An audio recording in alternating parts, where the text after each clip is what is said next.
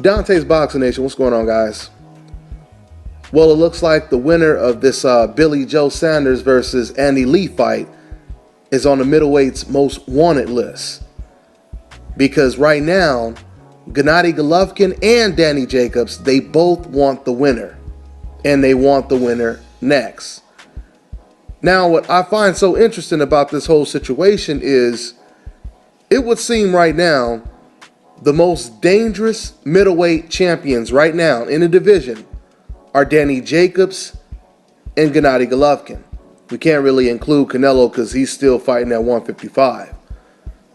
But what's interesting is I notice Gennady Golovkin, he hasn't really said too much about fighting Danny Jacobs. And in return, Danny Jacobs hasn't really said too much about fighting Gennady Golovkin. But they both want the winner of this weekend's fight, which I believe is going to be Billy Joe Saunders. I believe he's going to win this fight. I believe he's a better boxer. I believe he's more versatile. He has a better chin than Andy Lee. Overall, just a better fighter.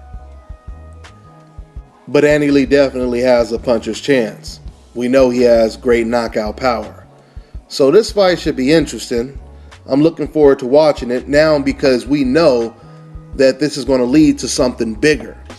Now, the fact that both Danny Jacobs and Gennady Golovkin, they're not too crazy about fighting each other right now, but they're really looking forward to fighting the winner of this weekend's fight, the suggestion is obvious. To me, it suggests that they both look at each other as the most dangerous opponent to face in the middleweight division right now. So they're not crazy about facing off right now. That's interesting because when it comes to Gennady Golovkin in particular, when you're talking about quote-unquote the most feared man in the middleweight division, right? The most quote-unquote avoided fighter in the middleweight division, you would think that Gennady Golovkin in particular would be jumping to fight anybody in the middleweight division and not just certain fighters. Now, we already know when it comes to Andy Lee, he's been knocked out multiple times.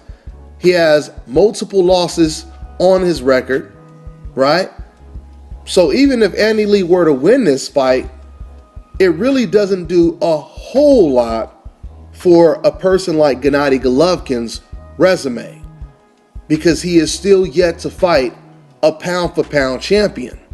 Now, and at least if Billy Joe Saunders wins, at least then Gennady Golovkin can at least say he beat a champion, an undefeated champion.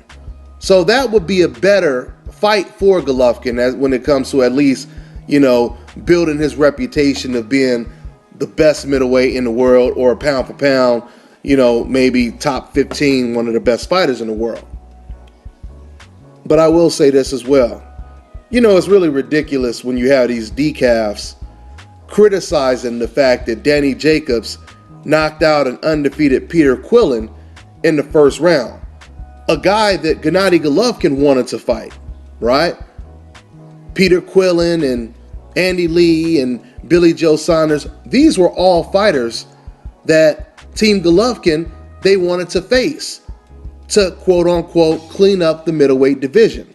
So to criticize Danny Jacobs knocking out Peter Quillin in the first round, but at the same time saying you're all for Gennady Golovkin fighting Andy Lee or Billy Joe Saunders next is, of course, another contradiction by the decafs.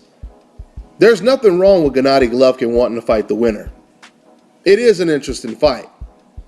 I'm just saying when these decafs talk about Danny Jacobs, his win over Peter Quillin, it makes no sense because if you're going to criticize that, then you really would have to criticize Gennady Golovkin wanting to face a guy who's lesser than Peter Quillin.